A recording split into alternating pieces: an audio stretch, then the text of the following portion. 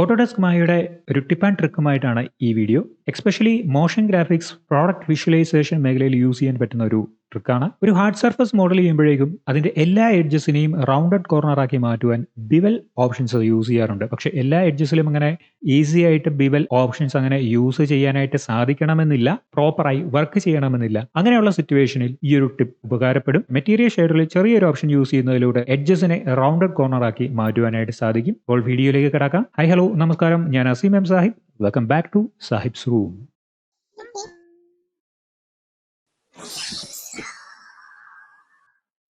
ഈ ഒരു ഒബ്ജക്റ്റിലേക്ക് നോക്കുകയാണെങ്കിൽ അറിയാം, ഈ ഒബ്ജക്റ്റിന്റെ ഈ ഒരു കോർണറിലുള്ള എഡ്ജ് ലൂപ്പിലും അതേപോലെ തന്നെ ഈ ഒരു ഭാഗത്തായിട്ട് വരുന്ന എഡ്ജ് ലൂപ്പിലും മാത്രമാണ് ബിവൽ അപ്ലൈ ചെയ്യപ്പെട്ടിരിക്കുന്നത്. മറ്റെല്ലാ കോർണേഴ്സും വളരെയധികം ഷാർപ്പായിട്ടുള്ള എഡ്ജസിലാണ് ക്രിയേറ്റ് ചെയ്യപ്പെട്ടിരിക്കുന്നത്. ഒന്ന് റെൻഡർ ചെയ്ത് നോക്കാം. അർണോൾഡ് മെനുവിലേക്ക് വരുന്നു.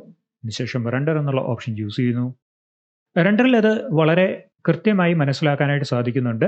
ഈ ഒരു ഭാഗം ബിവൽ ചെയ്യപ്പെട്ടിരിക്കുന്നതായിട്ട് കാണാം. അതേപോലെ തന്നെ മറ്റ് കോർണേഴ്സൊക്കെ വളരെ ഷാർപ്പായിട്ട് നിൽക്കുന്നതായിട്ടും കാണാം. ലൈറ്റ് ഒന്നും ഇൻട്രാക്ട് ചെയ്യുന്നതായിട്ട് കാണപ്പെടുന്നില്ല. ഈ ഒരു ഷാർപ്പായിട്ട് നിൽക്കുന്ന എഡ്ജസിനെയും എങ്ങനെ റൗണ്ടഡ് കോർണറാക്കി മാറ്റാമെന്ന് നോക്കാം.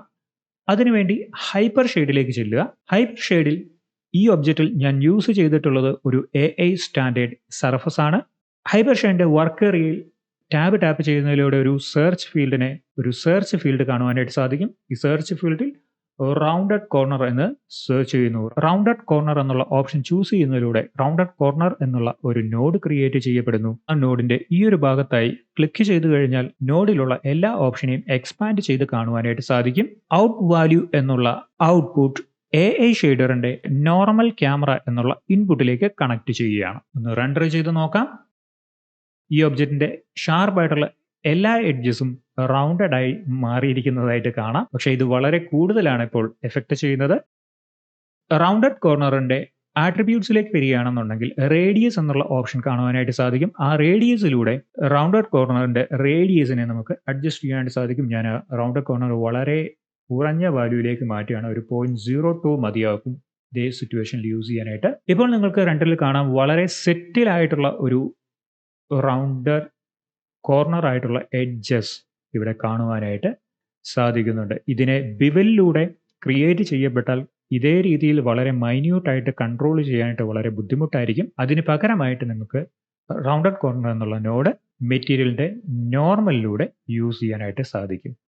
സാമ്പിൾ എന്നുള്ളൊരു വാല്യൂ ഇവിടെ കാണുവാനായിട്ട് സാധിക്കും. സാമ്പിൾ എന്ന് ഉദ്ദേശിക്കുന്നത് റൗണ്ടഡ് കോർണറിലെ എഡ്ജ് ക്വാളിറ്റി ഇംപ്രൂവ് ചെയ്യാനുള്ള, അതായത് ആ എഡ്ജ് റിഫ്ലക്ഷനിലോ എഡ്ജ് ക്വാളിറ്റിയിലോ നോയ്സസ് വരികയാണെങ്കിൽ ആ നോയ്സസിനെ കൺട്രോൾ ചെയ്യാനായിട്ടാണ് സാമ്പിൾസ് യൂസ് ചെയ്യുന്നത്. നോയ്സ് വരികയാണെങ്കിൽ കൂടിയ സാമ്പിൾസ് യൂസ് ചെയ്യുക. അതേപോലെ നിങ്ങളുടെ റെൻഡർ ടൈമിനെയും അത് ബാധിക്കുന്നതാണ്.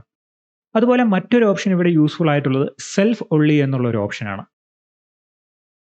അപ്പോൾ ഈ ഒരു ഒബ്ജക്റ്റിലേക്ക് നോക്കുകയാണെങ്കിൽ നിങ്ങൾക്ക് അറിയാനായിട്ട് സാധിക്കും, ഈ കാണുന്ന ഷേപ്പ് സെപ്പറേറ്റ് ഒരു ജോമെട്രിയാണ്. അതുകൊണ്ട് തന്നെ സാധാരണയായിട്ട് നമ്മൾ ബിവൽ ഓപ്ഷൻ യൂസ് ചെയ്യുമ്പോൾ ഈ ഒരു ഭാഗത്തായിട്ട് നമുക്ക് റൗണ്ടഡ് കോർണർ ക്രിയേറ്റ് ചെയ്യുവാനായിട്ട് വളരെ ബുദ്ധിമുട്ടായിരിക്കും. അതായത് ഈ ഒരു ഷേപ്പ് മറ്റൊരു ഷേപ്പുമായി കമ്പൈൻ ചെയ്ത് അതിനെ മെർജ് ചെയ്തതിനൊക്കെ ശേഷമേ നമുക്കിവിടെ ജോമെട്രി ഷേപ്പിലൂടെ ബിവൽ ക്രിയേറ്റ് ചെയ്യാനായിട്ട് സാധിക്കുകയുള്ളൂ. പക്ഷേ ഇവിടുത്തെ സിറ്റുവേഷനിൽ ഈ ഒരു ഒബ്ജക്റ്റ് സെപ്പറേറ്റ് ആണ്, ഈ ഒരു ഒബ്ജക്റ്റ് സെപ്പറേറ്റ് ആണ്. നമുക്കൊന്ന് റെൻഡർ ചെയ്ത് നോക്കാം. Arnold render. രണ്ട് ഒബ്ജക്റ്റ് തമ്മിൽ ഇന്റർസെക്ട് ചെയ്യുന്ന ഈ ഒരു പോർഷനിലും ഒരു ബിവൽഡ് ആയിട്ടുള്ള അല്ലെങ്കിൽ ഒരു കോർണർ എഡ്ജസിനെ കാണുവാനായിട്ട് സാധിക്കുന്നുണ്ട്. ആ ഒരു ഓപ്ഷനാണ് ഇവിടെ റൗണ്ടഡ് കോർണറിൽ സെൽഫ് ഒള്ളി എന്നുള്ള ഓപ്ഷൻ. സെൽഫ് ഒള്ളി എന്നുള്ള ഓപ്ഷൻ ടിക്ക് ഓൺ ചെയ്യുകയാണെന്നുണ്ടെങ്കിൽ ഓരോ ഒബ്ജക്റ്റും ഇൻഡിവിജ്വലായിട്ട് ആ ഒബ്ജക്റ്റിൽ മാത്രമായിരിക്കും റൗണ്ടഡ് കോർണർ പ്രൊഡ്യൂസ് ചെയ്യുക.